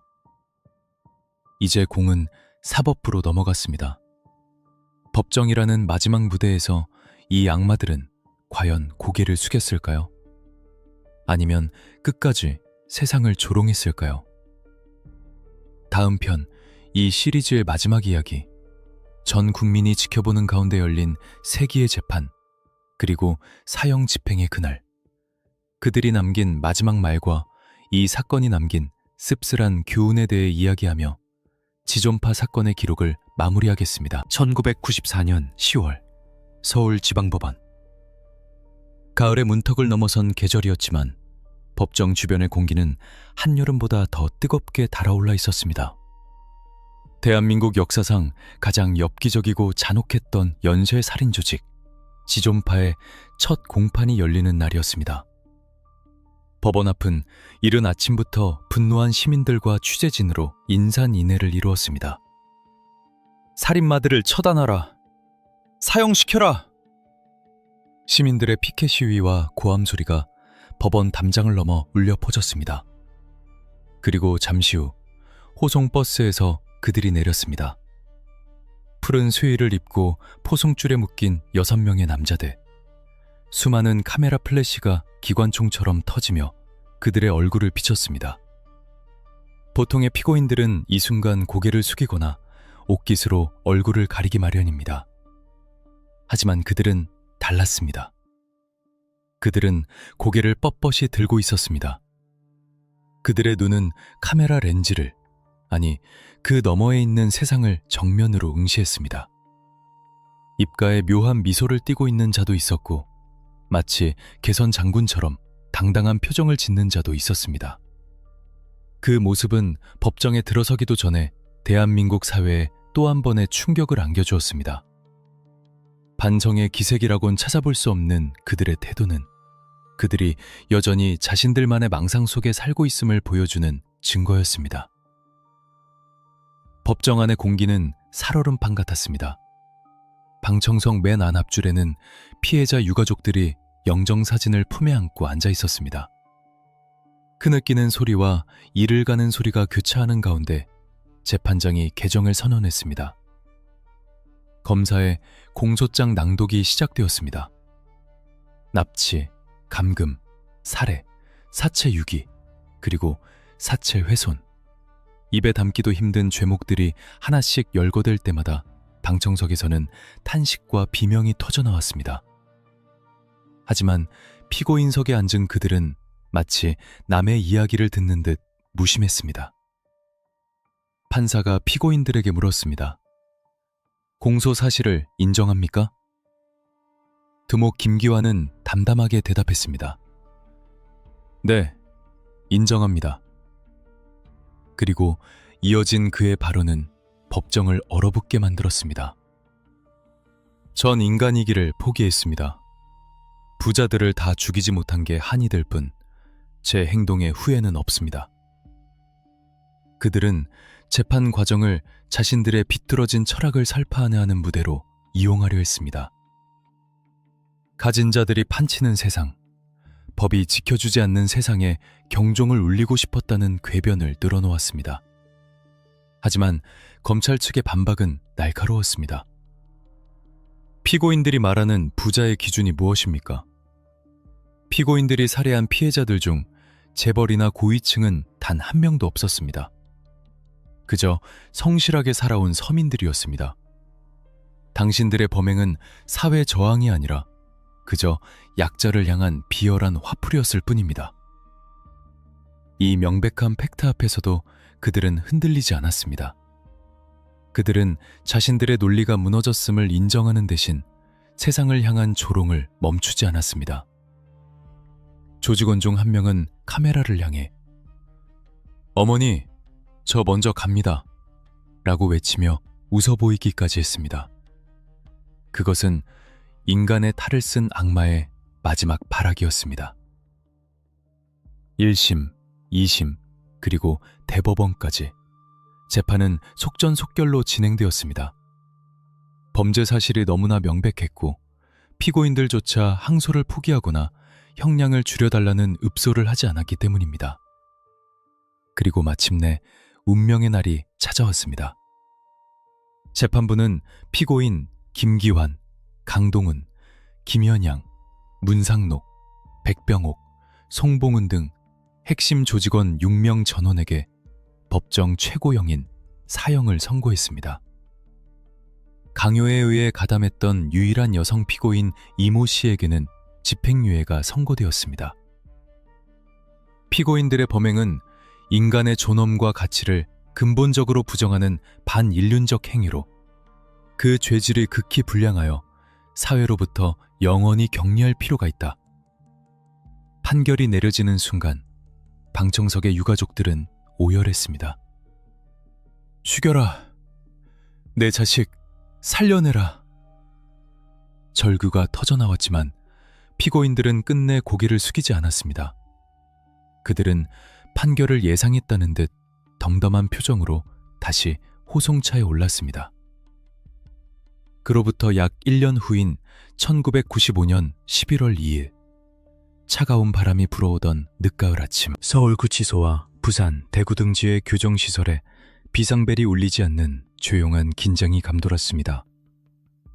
대한민국 정부가 흉악범들에 대한 사형을 전격적으로 집행하기로 결정한 날이었습니다. 보통 사형 확정 후 집행까지 수년이 걸리는 관례에 비추어 볼 때 지존파 일당에 대한 집행은 이례적으로 빨랐습니다. 그만큼 그들의 범죄가 사회에 끼친 해악이 컸고 국민들의 법감정이 용서할 수 없는 수준이었기 때문입니다. 형장의 이슬로 사라지기 직전 그들의 마지막 모습은 어땠을까요? 그토록 기고만장하고 죽음조차 두렵지 않다던 그들이었지만 막상 죽음의 그림자가 코앞에 닥치자 그들의 가면도 벗겨지기 시작했습니다. 교도관들의 증언에 따르면 일부 조직원은 형장으로 끌려가며 다리가 풀려 부축을 받아야 했고 두려움에 질려 대소변을 지리기도 했다고 합니다. 끝까지 나는 멋지게 간다며 허세를 부린 자도 있었지만 밧줄이 목에 걸리는 순간 흐르는 눈물은 숨길 수 없었습니다. 가장 아이러니한 것은 그토록 인간성을 부정하고 악마를 자처했던 그들이 감옥 안에서 종교에 귀의했다는 사실입니다. 그들은 기독교나 불교를 받아들이고 영치금으로 모은 돈을 불우이웃 돕기에 기부하기도 했다고 전해집니다. 죽음 앞에서의 뒤늦은 참회였을까요? 아니면 사후 세계에 대한 두려움 때문이었을까요? 진실은 그들만이 알고 있을 것입니다. 1995년 11월 2일 오전 지존파 조직원 6명의 형 집행은 모두 마무리되었습니다. 그들이 세상에 뿌린 공포와 끔찍한 범죄의 기록은 그렇게 법의 심판과 함께 역사 속으로 사라졌습니다. 그들의 육체는 한 줌의 재가 되어 흩어졌지만 그들이 남긴 상처는 여전히 우리 사회에 깊게 패여 있습니다. 이 사건의 유일한 생존자이자 제보자였던 이 씨. 그녀는 그 지옥에서 살아 돌아왔지만 평생을 숨죽여 살아야 했습니다. 범인들이 잡히고 사형이 집행되었어도 남은 가족을 해치겠다던 그들의 협박이 환청처럼 그녀를 괴롭혔기 때문입니다. 피해자 유가족들 또한 사랑하는 이를 잃은 고통 속에서 평생을 보내야 했습니다. 정의는 실현되었지만 상처받은 이들의 마음까지 완벽하게 치유할 수는 없었습니다. 지존파 사건. 이 사건은 급격한 경제 성장 속에 가려져 있던 우리 사회의 어두운 이면을 적나라하게 드러낸 비극이었습니다. 빈부격차에 대한 상대적 박탈감, 물질 만능주의, 그리고 인명경시 풍조가 괴물을 낳았습니다. 그들은 야망이라는 이름으로 포장했지만 그 실체는 나약한 패배자들의 비겁한 화풀이에 불과했습니다. 하지만 우리는 기억해야 합니다. 악마는 특별한 모습으로 태어나는 것이 아니라 우리 사회의 무관심과 차별 속에서 길러진다는 사실을 말입니다. 제2, 제3의 지존파가 나오지 않게 하려면 우리는 이 끔찍한 사건을 단순히 흥미로운 옛날 이야기로 소비하는 것을 넘어 그 이면에 깔린 사회적 메시지를 잊지 말아야 할 것입니다. 1994년 가을, 대한민국을 뒤흔들었던 그 잔혹했던 기록, 지존파 사건 파일은 여기서 덮겠습니다. 하지만 진실을 향한 우리의 추적은 멈추지 않습니다. 어둠 속에 묻힌 또 다른 사건들이 여전히 여러분의 관심을 기다리고 있습니다. 형사들의 끈질긴 추적과 범죄자들의 심리를 꿰뚫는 날카로운 분석을 계속 듣고 싶으시다면 지금 바로 구독과 좋아요를 눌러주세요. 그리고 댓글로 여러분이 알고 싶은 미제 사건이나 미스터리한 사건의 이름을 남겨주시면 다음 시리즈에서 가장 먼저 파헤쳐드리겠습니다.